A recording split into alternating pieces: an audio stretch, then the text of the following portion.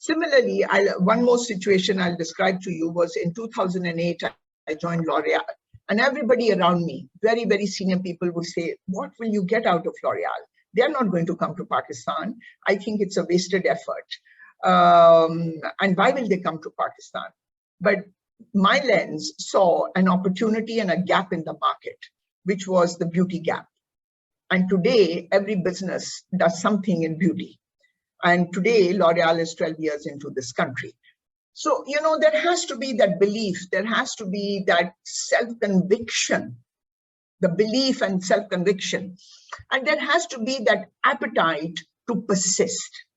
Most of us give up very easily, but persistence and that tenacity to ride the rough waters.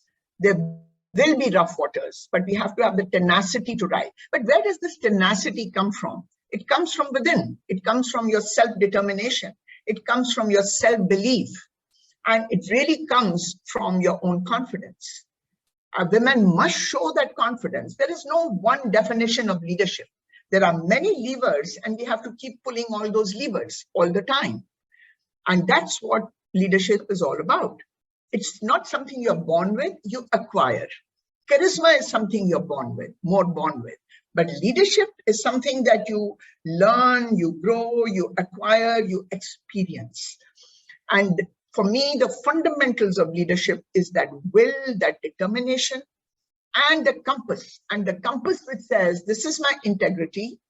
There will be zero tolerance on some issues. And what come may, I will not negotiate on some issues. So there has to be also that very firm yes and no. And women must learn to say no when they have to say no. Nothing to feel shy about that. And I'm more famous for saying no than yes. So, you know, that is very important. And I think that compass is your moral integrity. And moral integrity is based on your values, not on popularity. It's based on values. Yes, you have to learn, you've got to crystallize, you've got to soften some of your rough edges, which I did because I had several rough edges. I had several areas which I had to adapt, learn, improve. I still do, I'm sure. But that's it, that's life. This is real life we are talking about. We are not talking about an artificial situation of, you know, does everybody in the corridor love me? No. But does everybody respect me? Does everybody think that, you know, right or wrong, I am somebody who will decide on the basis of facts, on values? Yes, there may be some who disagree, fine. You can't please all. That's the other thing, you can't please all. There will be always dissent, let there be. So what? I mean, that's the way the world should be. You can't have everybody just cushioning you and loving you. So there will be dissent. And women get very worried about that. And I say, don't. So, in a nutshell, as you grow in life, you will, most of you are probably 6 to 8 years, I think, in your current, you know, life roles or lead roles. There's a long way to go. In that long journey, you will face opposition.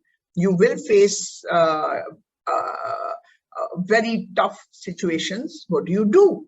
When you have a dream and you have a passion, you will make sure that you don't give it up that easily.